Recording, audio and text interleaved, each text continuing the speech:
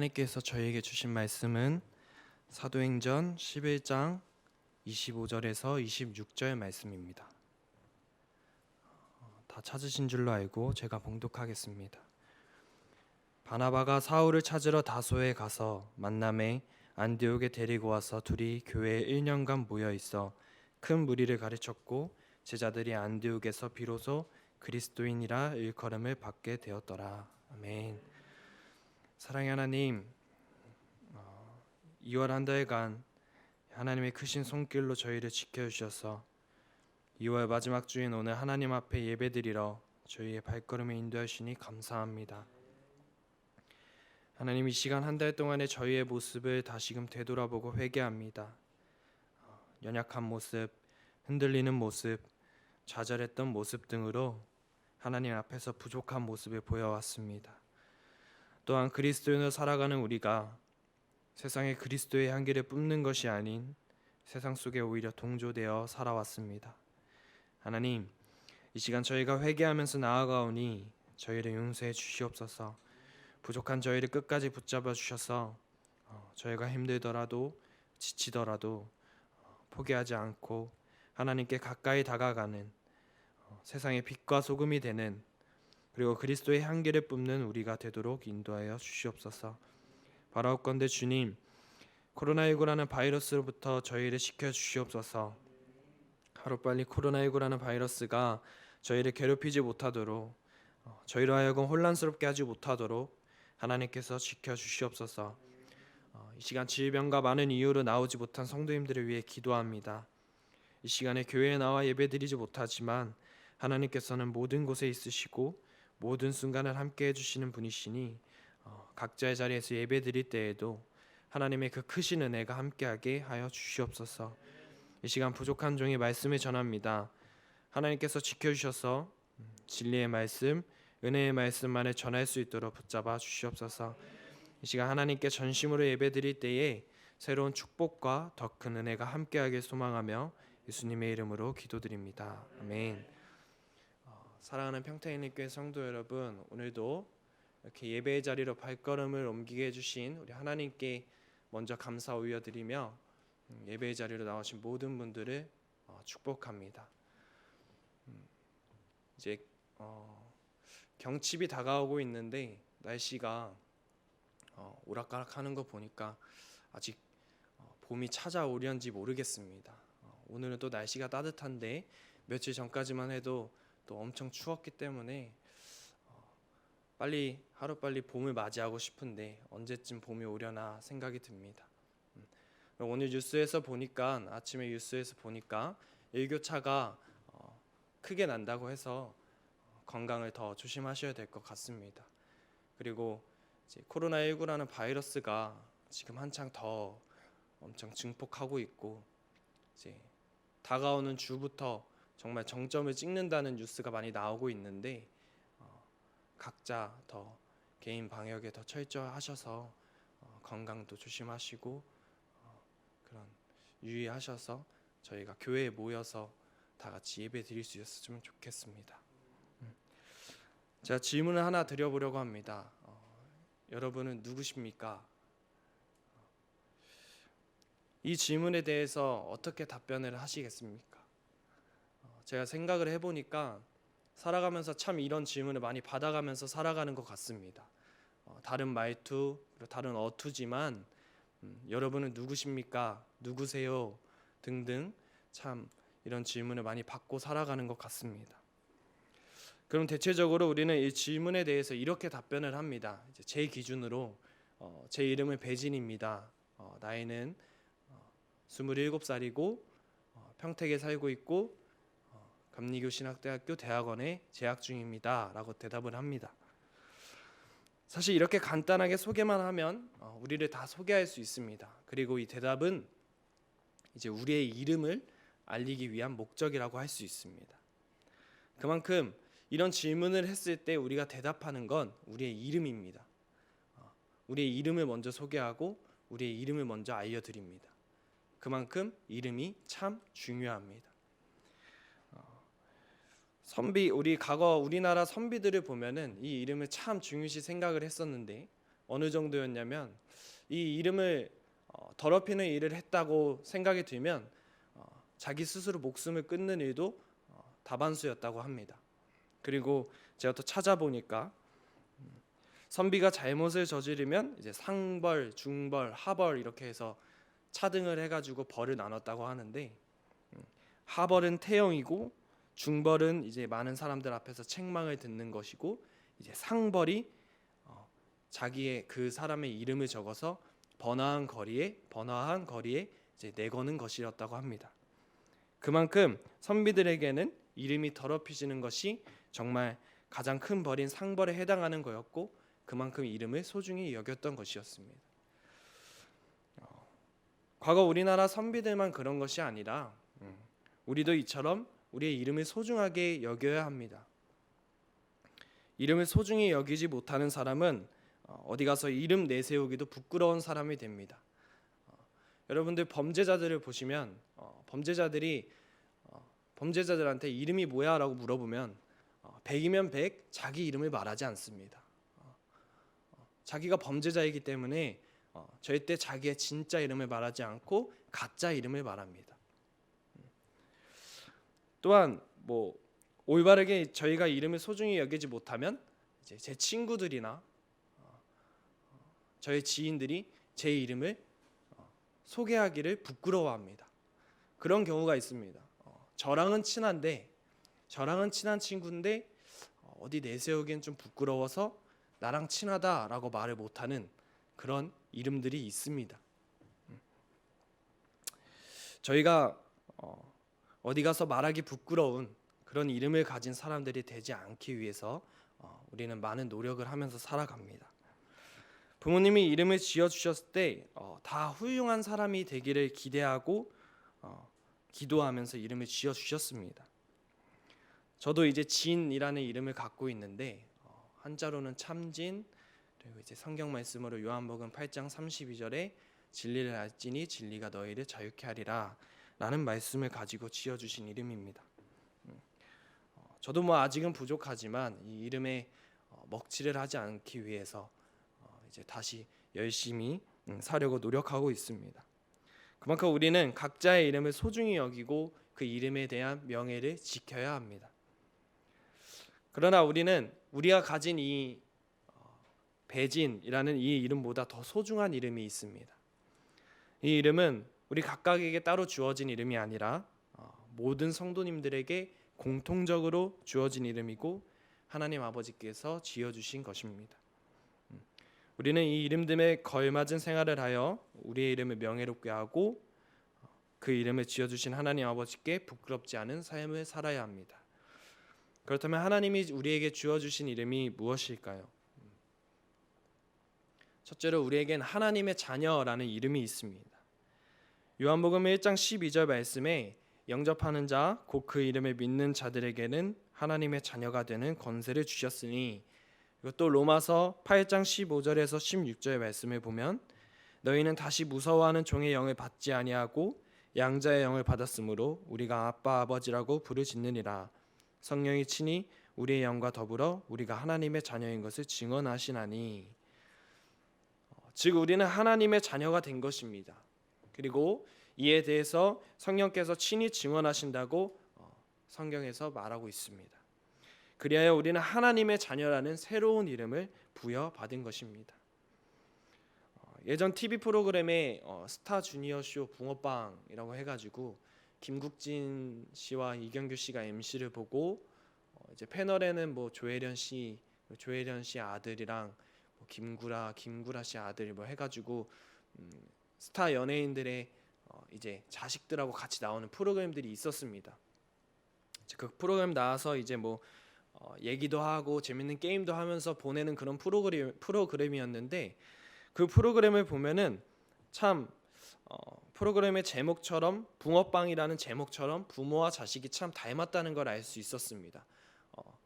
그 프로그램에서도 계속 얘기를 하지만 가끔씩 튀어나오는 그런 말투, 행동, 그리고 성품까지도 참 부모와 자녀가 많이 닮았다는 걸 알 수 있었습니다.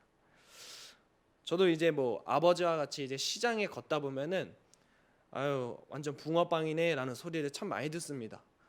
그런 소리를 들을 때마다 이제 제 모습을 보고 아버지의 모습을 보면 꼭 똑같이 뒷짐을 지고 걷고 있었습니다. 그런 모습처럼 행동도 비슷해지고 부모와 자녀는 외모부터 행동 그리고 나아가 성품까지 닮았고 또 닮아갑니다. 이 말은 우리가 하나님을 닮아야 하는 것을 의미합니다. 외모를 닮는 것이 아니라 우리가 닮아야 하는 것은 바로 하나님의 그 크고 거룩한 성품입니다. 우리에게서 하나님의 거룩한 성품이 나타나야 하는 겁니다. 에베소서 5장 1절을 보면 그러므로 사랑을 받는 자녀같이 너희는 하나님을 본받는 자가 되고 라는 말씀이 나옵니다. 우리는 하나님의 사랑을 받는 자녀로서 하나님을 본받는 자가 되어야 합니다. 어렵게 생각할 필요가 없습니다. 사실 용서하고 인내하고 사랑하고 베풀고 섬기고 이해하는 것이 하나님의 성품입니다. 우리는 사실 이 하나님의 성품을 따라가는 방법을 다 알고 있습니다. 용서하는 방법, 이해하는 방법, 섬기는 방법, 사랑하는 방법 등 우리는 사실 다 알고 있습니다. 그런데 이런 성품을 가지려고 한다면 괜히 내가 피해를 볼까봐 혹은 내가 귀찮아질까봐 그런 실천을 하지 못하고 우리는 그저 포기하는 경우가 참 많습니다. 그러나 우리는 알고 있는 그 방법대로 우리가 하나님의 성품을 닮도록 노력하고 선함을 실천한다면 우리는 하나님을 본받는 자가 충분히 될 수 있습니다. 제가 이제 최근 연세대학교 명예교수이자 이제 철학가인 김형석 교수님의 100년을 살아보니라는 책을 읽었습니다. 제가 그 책 중에 그 중에서 가장 인상 깊었던 부분이 있었는데 이제 그 교수님이 한 번은 지방에 있는 대학교의 졸업식에 초청을 받았다고 합니다. 그래서 지방에 있는 대학교에 강연을 하기 위해 하루 전날 호텔에 묵어야 하는 상황이 있었다고 합니다. 그래서 하루 호텔에 묵고 다음 날 이제 학위 수여식을 다 마치고 이제 관리인과 함께 호텔비를 정산을 하는 시간이 왔다고 합니다. 근데 그때 관리인이 그 교수님한테 했던 말이 교수님 호텔값이 너무 적게 나왔어요 라는 말을 했답니다. 교수님은 나는 필요한 것은 다 쓴 겁니다 라고 대답을 했지만 직원이 하는 말은 다른 손님들은 그 교수님보다 훨씬 많다고 호텔비가 훨씬 많이 나왔다고 얘기를 했다고 합니다. 여기서 그 다른 사람들은 다 전직 총장들이나 귀빈들 등 대학에서 꼭 초청해야 할 인사들이었습니다. 그분들은 이제 호텔에 머물면서 필요한 것들 혹은 비치되어 있던 먹거리 아니면 비싼 술 등 많은 것을 접대를 받았기 때문에 큰 돈이 나왔는데 교수님은 공짜로 주는 그 물만 마셨던 것입니다. 그런데 그 교수님은 평소에도 이런 습관이 들여져 있지만 더욱이 학교 일을 위해 갔을 때 더 그렇다고 합니다. 왜냐하면 지금도 학비가 없어서 아르바이트를 하는 학생들이 많이 있고 그리고 교수님도 그러한 대학 시절을 보냈기 때문이라고 합니다. 그래서 그 교수님은 자기가 대학에서 연봉 협상을 할 때에도 많은 이야기를 하지 않는다고 합니다. 학교의 돈은 소중하다고 생각하기 때문입니다. 이 글을 보면서 정말 그 학생들을 생각하는 마음, 자기가 그 희생하는 마음을 갖고 있는 그 교수님을 보면서 정말 대단하다는 생각과 하고 닮고 싶다는 생각을 했던 것 같습니다. 그런데 만약 하나님의 자녀라는 이름을 가지고도 이런 하나님의 성품이 우리에게서 나타나지 않는다면 그리하여 하나님의 자녀로서의 선한 행실이 나타나지 않고 오히려 나한테서 악한 행실이 나타난다면 사람들은 하나님을 거룩한 분으로 여기지 않고 악한 분으로 여길 것입니다. 그리고 그렇게 된다면 우리는 자기 자신은 물론 하나님의 이름을 더럽히는 자가 될 것입니다. 여러분, 우리는 이런 악한 행실을 하는 사람이 되는 것이 아니라 정말 하나님의 자녀로서 하나님의 성품이 우리에게서 나타나게 해야 하고 어디 가서 누구십니까? 라는 질문을 받았을 때에 하나님의 자녀라고 당당하게 말할 수 있고 내가 이렇게 말했을 때에 상대방이 고개를 끄덕거릴 수 있는 그런 하나님의 이름을 드높일 수 있는 성도님들이 되길 소망합니다. 우리에게 주어진 또 다른 이름은 그리스도인이라는 이름입니다. 이 이름이 사용된 유래를 이제 살펴보면 그리스도인이라는 이름은 본래 성도들 자신이나 이제 하나님 또는 사도들에 의해서 사용된 이름은 아닙니다. 이 이름은 안디옥의 불신자들이 성도들을 조롱하기 위해 부른 이름이었습니다. 그러나 어떤 유래를 가졌든지 간에 이 그리스도인이라는 이름은 우리에게는 소중한 이름입니다. 이 그리스도인이라는 이름의 유래를 살펴보다 보니 제가 생각나는 단어가 하나 있었습니다. 요새 많이 쓰는 단어인데 예수쟁이라는 단어입니다. 여러분은 이 예수쟁이라는 단어를 들으셨을 때 어떠셨나요? 저는 얼마 전까지만 해도 이 예수쟁이라는 단어를 들었을 때 참 싫었습니다. 왜 그랬는지는 모르겠는데 괜히 이 이름을 들을 때마다 제가 놀림을 받는 것 같았고 괜히 소외되는 것 같았고 괜히 따돌림을 당하는 것 같은 기분을 받았습니다. 군대에서 이 예수쟁이라는 이름으로 놀림을 많이 받아서 그런 건지 아니면 그냥 그게 싫었던 건지 전 이 이름을 들을 때마다 참 괜히 기분이 나쁘고 싫었습니다. 그런데 어떤 친구는 이 예수쟁이라는 이 이름, 이 단어를 정말 좋아하는 친구가 있습니다. 제 친구 중에 그런 친구가 있는데 얼마나 좋아하냐면 자신의 SNS에 자신을 소개하는 그런 프로그램에 정말 대문짝만하게 나는 예수쟁이입니다 라고 자기가 적어서 올려놨습니다. 제가 그 글을 보자마자 참 많은 생각을 한 것 같습니다. 얘는 이 이름이 부끄럽지가 않은가? 얘는 이 이름이 창피하지 않고 싫지가 않은가? 라는 생각을 많이 했던 것 같습니다. 그래서 제가 정말 궁금해서 그 친구한테 직접 물어봤습니다. 너는 이 예수쟁이라는 이름이 좋아? 그랬더니 그 친구는 정말 당당하고 행복한 표정으로 자기는 이 예수쟁이라는 이름이 너무 좋다고, 나는 이 예수쟁이로 살아가고 싶다고 고백을 했습니다. 그 고백을 듣는데 제 자신이 참 부끄러웠습니다. 그 고백을 듣고 되돌아보니까 사실 제가 그 예수쟁이가 되지 못했던 것이었습니다. 그리스도인이라는 이름도 사실은 조롱하기 위해 부른 이름이었지만 지금 우리는 이 그리스도인이라는 이름을 갖고 그 이름을 지키고 소중히 여기며 살아갑니다. 그런데 이 그리스도인이라는 이름을 듣고 부끄러워하는 성도님들 혹은 입으로 저는 그리스도인입니다 라고 고백하는 것이 부끄러운 성도님들이 세상에 참 많습니다. 처음엔 이해가 가지 않았지만 제가 제 친구에게 너는 예수쟁이라는 이름이 좋아? 라고 물어봤을 때에 그 궁금증이 바로 해결이 됐습니다. 그리스도인, 예수쟁이라는 이름은 그리스도를 따르는 자, 예수만 바라보고 사는 자, 곧 그리스도의 교훈과 행동을 본받는 자라는 의미를 가진 말입니다.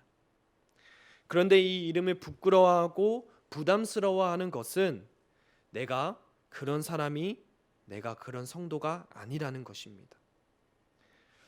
그리스도인이라고 불렸던 초대교회 성도들은 정말 그리스도인이라고 불리기에 부족함이 없었습니다.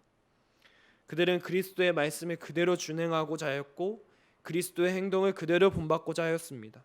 그렇기에 그 초대교회 성도들은 그 이름을 가지고 조롱을 하려고 하여도 조롱으로 받아들이는 것이 아니라 오히려 그 이름을 소중하게 여기고 지켜왔던 것입니다. 여러분, 오늘날 우리도 초대교회 성도들이 그러하였듯이 그리스도인이라는 이름으로 불리고 있습니다. 그러므로 우리도 초대교회 성도들처럼 그리스도의 말씀을 준행하고 그의 행동을 본받는 삶을 살아야 마땅할 것입니다. 또한 그리스도인이라는 이름이 부끄러운 성도가 아니라 그리스도인이라는 이름이 나의 정체성이 될 수 있는 그런 성도가 되어야 합니다. 쉐이돈 목사님이 쓴 예수라면 어떻게 할 것인가 라는 책이 있습니다. 이 책의 주제는 지금부터 1년 동안 매일 예수님이라면 어떻게 하셨을까 라는 질문을 던지면서 예수님의 발자취를 그대로 따르는 사람들이 있다면 오늘 우리 사회는 어떻게 될까라는 걸 생각하는 책입니다. 이 책에 보면 맥스웰 목사님이란 분이 나오는데, 이 맥스웰 목사님은 가난 때문에 아내와 하나밖에 없는 자식마저 잃고 일자리도 없이 좌절과 슬픔에 잠긴 인세공을 만나게 됩니다. 이것이 맥스웰 목사님에게는 그리스도인이 실제 생활에서 믿음과 사랑으로 산다는 것이 과연 무엇인지를 물을 수밖에 없는 계기가 됩니다.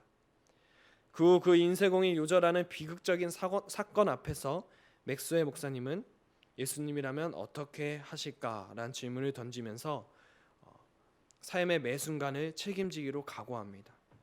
그리고 그 목사님은 다음 주에 교인들에게 같은 질문으로 도전을 줍니다. 이에 감동된 교인 수십 명이 앞으로 1년간 그렇게 살기로 작정을 하는 내용이 있습니다.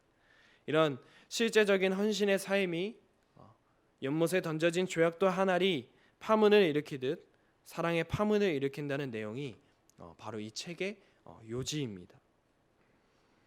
여러분, 우리가 그리스도인으로서 사소한 것이지만 정말 그리스도처럼 말하고 행동한다면 분명 이 세상에는 놀라운 변화의 역사가 일어날 것입니다. 지금 이 시간부터라도 우리가 그리스도인으로서 그리스도처럼 살아보도록 노력해 보면 좋겠습니다. 그리하면 초대교회 당시 예루살렘이 변화되고 안디옥이 변화되고 마침내는 로마 제국이 변화된 것과 같은 엄청난 일이 이 시대에도 벌어질 것임을 굳게 믿습니다. 그리스도인으로서 걸어가는 길이 정말 험하고 어렵지만 베드로전서 2장 21절의 말씀처럼 이를 위하여 너희가 부르심을 받았으니 그리스도도 너희를 위하여 고난을 받으사 너희에게 본을 끼쳐 그 자취를 따라오게 하려 하셨느니라. 그리스도도 우리를 위하여 고난을 받았지만 어떻게든 우리로 하여금 본받게 하여 그 자취를 따라오게 하려 하셨습니다. 우리도 그리스도처럼 많이 힘들지만 고난이 우리 앞에 맞겠지만 우리가 다 이겨내고 그리스도인으로서 본을 끼치는 우리 평택엘림교회 성도님들이 되시길 간절히 소망합니다. 마지막으로 우리의 또 다른 이름은 바로 성도입니다. 고린도전서 1장 2절에 보면 고린도에 있는 하나님의 교회 곧 그리스도 예수 안에서 거룩하여지고 성도라 부르심을 받은 자들과 또 각처에서 우리의 주 곧 그들과 우리의 주 대신 예수 그리스도의 이름을 부르는 모든 자들에게 라는 말씀이 나옵니다. 성도라는 이름의 히브리어 언어로 이제 카도시라고 하고 헬라어로는 하기오스라고 합니다. 이 히브리어 카도시라는 뜻은 차별된 그리고 순결한이라는 의미를 갖고 있고 헬라어로 하기오스라는 단어의 뜻은 이제 거룩한 자라는 의미를 갖고 있습니다. 이 말은 구약 시대에는 만민 중에서 하나님의 백성으로 구별된 선민 이스라엘을 가리키는 호칭으로 사용되었던 거고 신약 시대에는 하나님께서 죄인들 가운데서 구원하여 당신의 백성으로 삼으신 자들을 지칭하는 호칭으로 사용된 것입니다. 그러므로 성도란 한마디로 하나님에 의해 하나님의 백성으로 거룩하게 구별된 자를 가리킵니다. 그렇다면 우리가 성도라는 우리의 이름에 합당한 삶을 살기 위해서는 어떻게 해야 하겠습니까? 자신의 세상에서 분리하여 거룩한 삶을 살아야 합니다. 레위기 11장 45절 말씀을 보면 나는 너희의 하나님이 되려고 너희를 애굽 땅에서 인도하여 낸 여호와라. 내가 거룩하니 너희도 거룩할지어다. 이어서 베드로전서 1장 15절 말씀을 보면 오직 너희를 부르신 거룩한 이처럼 너희도 모든 행실에 거룩한 자가 되라 라는 말씀이 나옵니다. 그렇습니다. 우리가 성도라는 이름으로 불리는 이상 우리는 죄악으로부터 자신을 지켜 거룩한 삶을 살아야 합니다. 하나님은 우리 성도들을 택하시고 세상에서 불러내어 당신이 거룩한 나라 백성이 되게 하셨습니다. 그러므로 우리는 세상과 구별된 삶을 살아야 합니다. 그러나 많은 사람들이 이 사실을 오해하고 세상을 등지고 경건한 생활을 하기 위해서는 마치 자연인처럼 산속에 들어가야 하고 방 속에 박혀 있어야 하고 사람들과 단절을 해야만 우리가 세상에 그리스도인으로서 살아갈 수 있다고 생각을 합니다. 그러나 하나님은 그렇게 산속에 있어서 수련을 하는 것이 아니라 우리가 세상의 빛과 소금으로 살기를 원하시는 것입니다. 그러므로 산으로 들어가서 자연인처럼 사는 것이 아니라 세상에서 우리는 빛과 소금이 되어야 하고, 대신 우리가 세상에서 살되 세상의 문화에, 세상의 풍조에 물들면 안 되는 것입니다.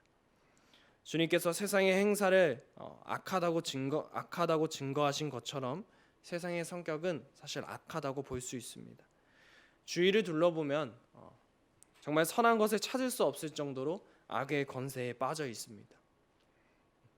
우리 성도들은 이러한 세상의 모습에 물들어서 이러한 세상에 같이 빠져 사는 것이 아니라 에베소서 4장 17절 말씀에 그러므로 내가 이것을 말하며 주 안에서 증언하노니 이제부터 너희는 이방인이 그 마음에 허망한 것으로 행함같이 행하지 말라. 이 말씀처럼 바울이 우리에게 권면하듯이 우리가 세상에서 우리가 세속에서 자기를 지키고 우리가 불의한 삶을 살지 않을 때 우리는 성도로서의 삶을 살 수 있을 것입니다. 그런데 우리가 그렇지 못하다면 우리는 자신의 이름을 더럽히는 행위를 하는 꼴이 될 것입니다. 오늘날 우리는 성도라는 이름을 너무나도 가볍게 여기는 것 같다는 생각을 합니다. 그리고 성도라 불리면서도 아무렇게나 살아가는 사람들이 참 많습니다. 그러나 성도라는 이름은 그렇게 가볍게 살아가는 그렇게 가벼운 이름이 아닙니다. 성도라는 이름은 하나님의 아들이신 그리스도께서 자신의 생명을 바쳐서 우리에게 주신 이름입니다. 이러한 이름을 우리는 더럽히는 것이 아니라 더욱더 소중히 여겨야 합니다. 성도라는 이름을 소중히 여기고 우리가 정말 세상 것과 구별된 삶을 살 수 있는 우리 성도님들이 되시길 소망합니다. 이번 설교를 준비하면서 우리가 하나님의 자녀, 그리스도인, 성도로서 살아갈 때 정말 필요한 것이 무엇일까라는 생각을 해봤습니다. 물론 많은 것들이 정말 소중하고 많은 것들이 필요합니다. 하나님의 자녀로서, 그리고 우리가 그리스도인으로서, 우리가 성도로서 세상과 구별되고 남들이 두려워하는 길을 걸어가는 것, 남들이 갖지 못하는 성품을 갖는 것 등 우리에게는 참 많은 것들이 필요합니다. 그러나 우리는 연약한 인간이기에 그 안에서 항상 실수를 저지르고 항상 무너지는 모습을 보입니다. 그럴 때 우리가 부끄러움 없이 우리의 그 부족함, 우리의 모든 죄를 낱낱이 고백해야 한다고 생각합니다. 프랑스의 사상가 루소는 죄를 부끄러워하라, 그러나 죄를 회개하는 것을 부끄러워 말라라고 말한 바 있습니다. 그렇습니다. 죄는 부끄러운 일이지만 그것을 회개하는 것은 절대로 부끄러운 일이 아닙니다. 우리가 하나님께로 돌아오고 죄에서 돌아서서 죄를 회개하는 것은 자신을 살리는 일이고 더욱이 죄인을 사랑하시는 주님이 요구하시는 일이십니다. 우리는 그리스도 안에서 거듭난 사람들이지만 완벽한 존재들은 아닙니다. 우리는 여전히 연약함으로 둘러싸여 있습니다. 그리하여 우리가 죄의 미혹 앞에서 계속해서 넘어지고 자주 무너지는 게 일수입니다. 이럴 때 우리는 자신의 그 연약함, 부족함, 자신의 그 죄를 숨기고 자신의 회개를 미루는 것이 아니라 그럴 때마다 바로바로 하나님 앞에 나아오고 하나님께 돌아와서 우리의 죄를 낱낱이 고백해야 합니다. 물고기의 지능은 0.4밖에 되지 않고 기억력은 3초밖에 되지 않는다고 합니다. 그래서 부위가 몇 초 전에 미끼를 물어 죽을 고비를 넘겼다고 하더라도 또 똑같은 미끼를 물어서 낚시에 걸린다고 합니다. 우리 인간들은 어쩌면 이러한 물고기들과 같을 수 있습니다. 우리는 삶 속에서 죄를 범하고 그 죄로 말미암아 많은 고통을 당하고 있습니다. 어떤 때는 우리가 죄로 인해서 정말 치명적인 위기를 당하기도 합니다. 그런데도 인간은 그 위기에서 벗어나면 내가 언제 그랬냐는 듯 다시 그 죄를 범하기를 반복합니다. 사실 죄의 본성을 가지고 있는 우리 인생은 연약함에 둘러싸여 있어서 거듭하여 죄를 범할 수밖에 없습니다. 우리는 결코 죄에서 자유로울 수 없는 것입니다. 그러기에 우리가 포기하는 것이 아니라 더욱 매일 발을 씻는 신앙을 가져야 합니다. 정말 우리가 연약하기에 우리가 죄를 지을 수밖에 없기에 매일매일 회개하고 정말 후회만 하고 입으로만 하는 것이 아니라 정말 눈물로 정말 진심으로 매일매일 회개하고 매일매일 발을 씻는 그런 결단하는 그런 마음을 가지고 회개를 해야 하는 것입니다. 여러분, 하나님은 우리가 죄를 숨기고 부인하며 화를 내시지만 우리의 고백하는 죄에 대해서는 반드시 용서하여 주시는 분이십니다. 부끄러워하지 마세요. 우리의 죄를 부끄러워하는 것이 아니라 오히려 계속해서 고백하고 회개해서 그 죄를 기억하고 그 죄를 다시는 짓지 않도록 노력하셔야 합니다. 여러분, 멀리 길을 떠나신 적이 있으신가요? 군대에 나오신 분들이라면 뭐 행군이라던가 아니면 평소에는 뭐 등산이라던가 이제 우리가 먼 길을 가려고 할 때에 우리가 가진 걸 주렁주렁 들고 가면 멀리 갈 수 있겠습니까? 우리가 가진 걸 주렁주렁 들고 가면 절대 멀리 못 떠납니다. 우리는 금세 주저앉고 돌아갈 길을 바라보게 될 것입니다. 우리가 가진 걸, 우리가 그리스도를 따라가기로 했을 때에 우리가 가진 걸 모두 버리고 따라가기로 결단해야 합니다. 그러나 오늘날 그리스도인들은 계속해서 제 죄를 회개하는 것이 아니라 숨기고 계속해서 주렁주렁 매달고 그 와중에 더 많이 달라고 하고 하나님께 짐을 더 무겁게 해달라며 그분을 따르겠다고 하니 정말 답답한 노릇입니다. 우리가 세상의 것에 목매달아서 계속해서 죄를 반복하고 세상의 것을 포기하는 것은 정말 어려울 수 있습니다. 그러나 내가 가진 것을 모두 버리고 따라 나섰어도 우리는 절대 조금도 두려워할 것이 없습니다. 내가 따르는 그분은 길이고 진리고 생명이기 때문입니다. 그분을 따르면 생명이 있는 길, 진리의 길을 걷게 될 것입니다. 여러분, 우리는 하나님으로부터 하나님의 자녀, 그리스도인, 성도라는 고귀한 이름을 부여받았습니다. 우리는 하나님 아버지의 기대에 부응하도록 이 이름에 합당한 삶을 살아야 합니다. 우리가 살아가는 이 세상이 하나님의 백성으로 살아가기에 영적으로 너무 척박하고 힘든 곳이지만 우리는 세상의 모든 악조건을 극복하고 하나님이 주신 이름에 합당한 삶을 살 수 있도록 결단하여 인생 끝날까지 하나님과 함께 살아가야 합니다. 나아가 다른 사람들이 저희에게 당신은 누구십니까? 라고 질문을 했을 때에 당당하게 나는 하나님의 자녀이고 그리스도인이라고 말할 수 있는 우리 평택엘림교회 성도님들이 되시길 간절히 소망하며 기원합니다. 기도하시겠습니다. 사랑의 하나님 아버지, 이 시간 이후로 저희가 더욱 하나님이 주신 이름에 합당한 삶을 살기 원합니다. 세상이 많이 힘들고 우리를 유혹하더라도 우리가 그 유혹에 넘어가서 세상과 타협하는 삶을 사는 그리스도인이 아니라 오히려 계속해서 죄를 고백하고 회개하며 부르심에 합당한 삶을 살 수 있는 평택엘림교회가 될 수 있도록 인도하여 주시옵소서. 예수님의 이름으로 기도드립니다. 아멘.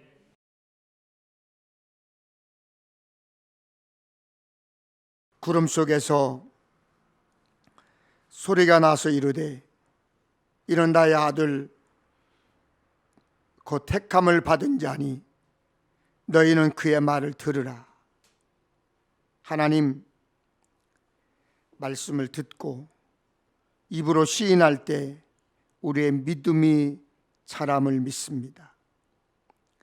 우리가 말씀을 듣고 입으로 나는 그리스도인입니다, 나는 성도입니다, 나는 자랑스러운 예수쟁이입니다 시인하고 고백할 수 있도록 역사해 주시옵소서. 그 믿음이 하나님을 기쁘시게 하는, 하나님 마음에 맞는 믿음이 되게 하시고 고백이 될 수 있도록 역사해 주시옵소서. 하나님, 세상에 나아가 살 때 너무나 힘듭니다. 코로나로 인해서 어려움을 겪고 있는 이때에 경제적으로도 많이 어렵습니다. 대통령 선거로 국론이 분열되고 있습니다. 또 하나 보자. 하나님, 우리도 전쟁에서 가볍지 않고 전쟁에서 벗어나지 못함을 압니다. 러시아가 우크라이나를 침공을 해서 전쟁이 일어났고 많은 사람들이 다치고 죽어가고 있습니다. 하나님, 속히 우크라이나에서 전쟁이 멈춰지게 하시고 많은 사람들의 사상자가 나오지 않도록 그들을 붙들어 주시옵소서. 하나님, 북한에서 또 미사일을 발사했습니다. 언제 우리도 전쟁이 일어날지 모릅니다. 우리가 그 위협 속에서 두려움 가운데 전전긍긍하며 살고 있는 이때에 하나님이 우리의 주인이 되어주시고 하나님이 우리의 힘이 되어주시지 않는다면 우리는 무너질 수밖에 없습니다. 하나님, 이 나라 이 민족도 지켜주시옵소서. 하나님, 또한 바라옵기는 우리들의 영을 잡아주시기를 원합니다. 세상에 악한 영들이 많습니다. 우리를 삼키려고 울며 이를 갈며 찾아다닙니다. 하나님, 이때에 하나님의 영이 우리에게 임하셔서 동행하여 주시고 함께하여 주셔서 넘어가거나 속지 않도록 우리들에게 지혜와 명철을 더하여 주시옵소서.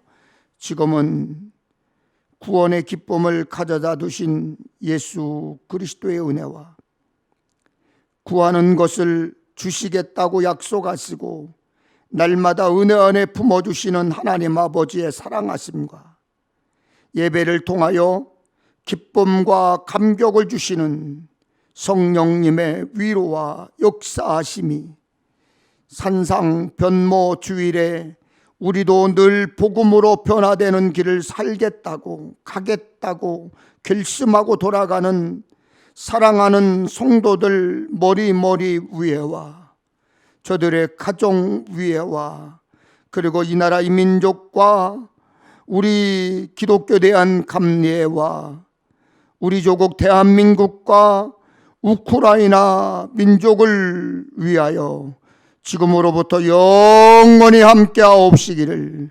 간절히 축원하옵나이다. 아멘.